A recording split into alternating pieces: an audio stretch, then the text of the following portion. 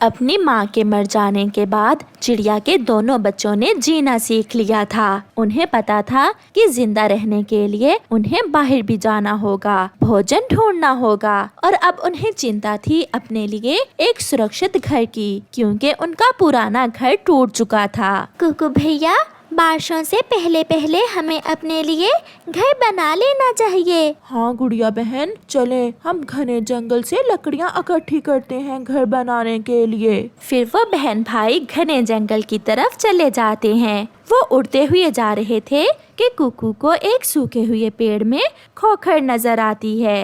वो दोनों बहन भाई वहाँ रुकते हैं। गुड़िया बहन, माँ बताया करती थी कि कुछ पक्षी पेड़ों के खोखर में भी रहते हैं। क्यों ना हम दोनों यहाँ इसी पेड़ की खोखर में रह लें, ये हमें बारिश से सुरक्षित रखेगी। और यहाँ गर्म हवा या फिर सर्दियों में ठंडी हवा भी नहीं लगेगी। वो दोनों बहन भाई बैठे ऐसे बातें कर रहे थे कि वहाँ कौवा आ जाता है।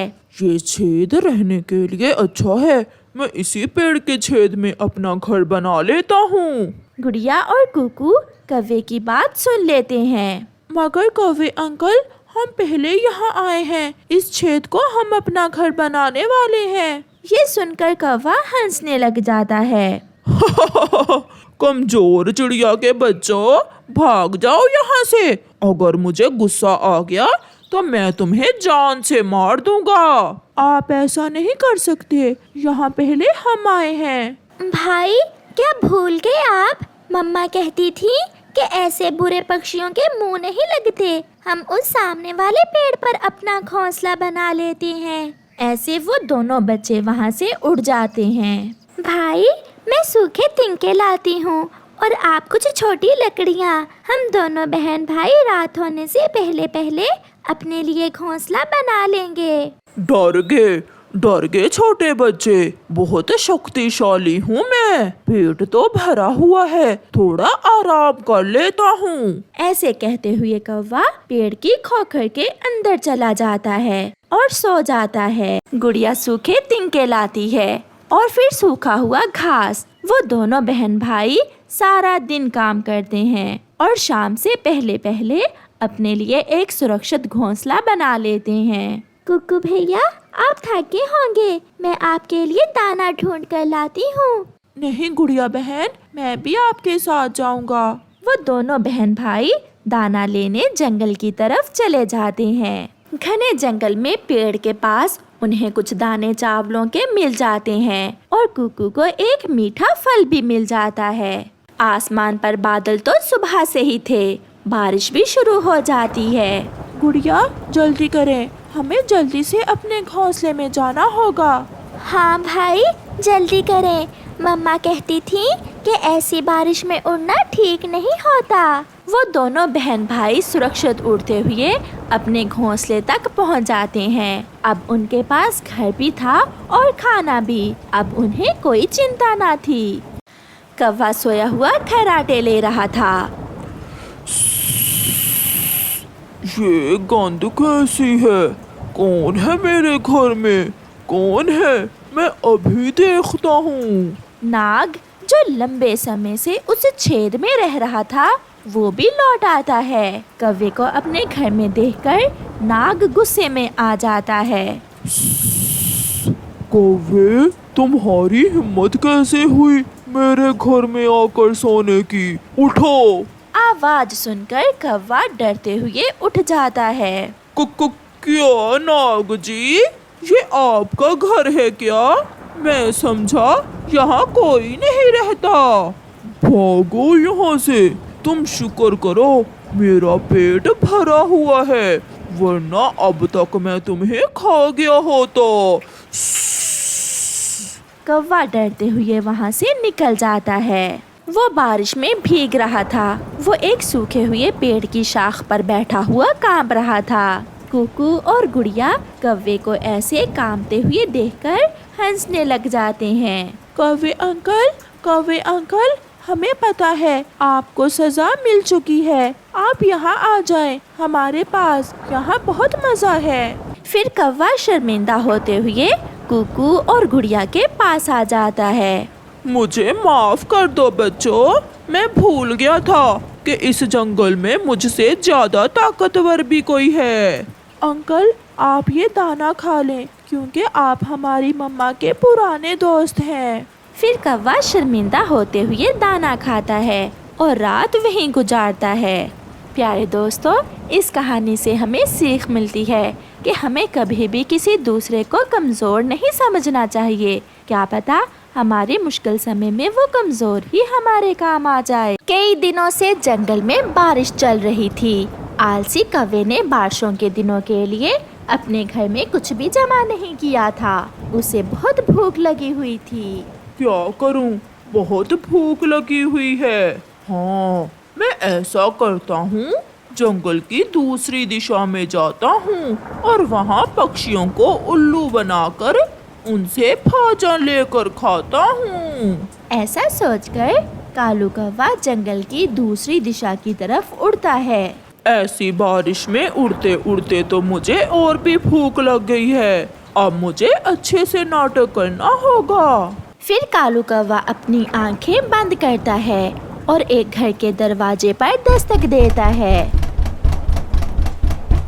वो घर मिठू का था। मिठू दरवाजा खोलता है। मैं अंधा कौवा हूँ, बहुत भूखा हूँ, दिया करो। आप जो भी हो, मुझ अंधे को भोजन दो। बहुत दुख हुआ आपको देखकर अंधे कौवे। ये ले, ये एक अमरूद है, ये आप खा लें। कौवा अपनी थोड़ी सी आंख खोलकर अमरूद की तरफ देखता है। वाह रे कालू, ये अमरूद खाकर तो बहुत मजा आएगा। कौवा वो अमरूद उठाता है और थोड़ी दूर जाकर उसे मजे मजे से खा लेता है और इधर उधर देखकर उड़ जाता है। थोड़ी देर बाद उसे फिर से भूख लग जाती है। क्या करूं, इस पापी पेट का भरने का नाम ही नहीं ले रहा। मुझे फिर से अंधा बनना पड़ेगा। इस बार कौवा अपनी आंखें बंद करके दूसरे घर के दरवाजे पर दस्तक देता है। ऐसी बारिश में कौन है? मैं देखती हूँ। बहुत भूखा हूँ। अगर अंधा ना होता, आप सबकी तरह मैं भी बारिशों में अपना भोजन जमा रखता। मुझे कुछ खाने को दें। बेचारा कितनी मुश्किल में है। ये ले अंधे और गरीब कौवे, ये दाने ले ले और इसे खा ले। चिड़िया अपने घर चली जाती है और कौवा फिर से उड़ता है और दूसरे पेड़ के नीचे बैठकर पेट भर के दाना खा लेता है। अब जाकर पेट भरा है। अगर बारिश ना होती तो मैं इसी पेड़ के नीचे सो जाता, मगर मुझे अब लौटकर घर वापस जाना होगा। फिर कौवा तेज बारिश में वापस अपने जंगल की तरफ उड़ता है। रात हो जाती है।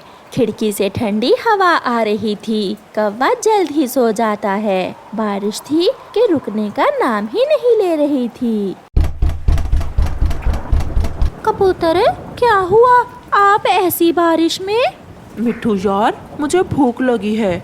घर में कुछ खाने को है तो दो। कबूतर, अब तो ये दाना ही है। एक अमरूद था, वो कल एक अंधा कौवा ले गया। अंधा कौवा? मगर मैंने देखा कि वो अच्छे से देख सकता है। वो तो बारिश में ऐसे उड़ते हुए जा रहा था जैसे 5 महीने का जवान हो। तो फिर वो कौवा मुझे उल्लू बनाकर मेरा अमरूद ले उड़ा।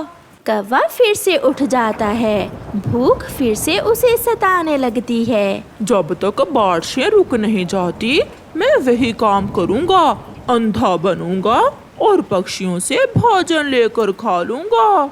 ऐसा सोचते हुए कालू कौवा फिर से उड़ता है। वो फिर से जंगल की दूसरी दिशा में पहुंच जाता है।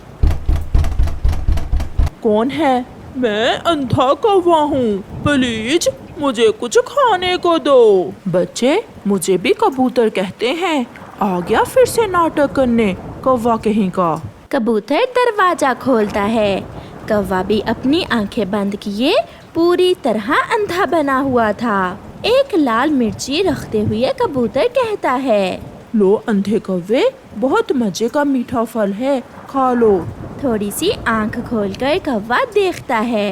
अरे ये तो मिर्ची है। मैं मिर्ची कैसे खाऊंगा? खाओ खाओ जल्दी खाओ अंधे कौवे, बहुत स्वादिष्ट फल है ये। मैं घर जाकर खा लूंगा, आप अंदर जाइए, बारिश से आपके पंख भीग रहे हैं। तुम्हें ये फल मेरे सामने ही खाना होगा। मगर ये लाल मिर्ची है। ऐसा कहते हुए कौवा वहाँ से भागता है। कबूतर भी पीछे पीछे भागता है। दुष्ट कौवे, पक्षियों को उल्लू बनाकर लूट रहे हो, छोड़ूंगा नहीं तुम्हें। मगर कौवा तो ऐसे भाग रहा था जैसे उसकी 4 आंखें हों।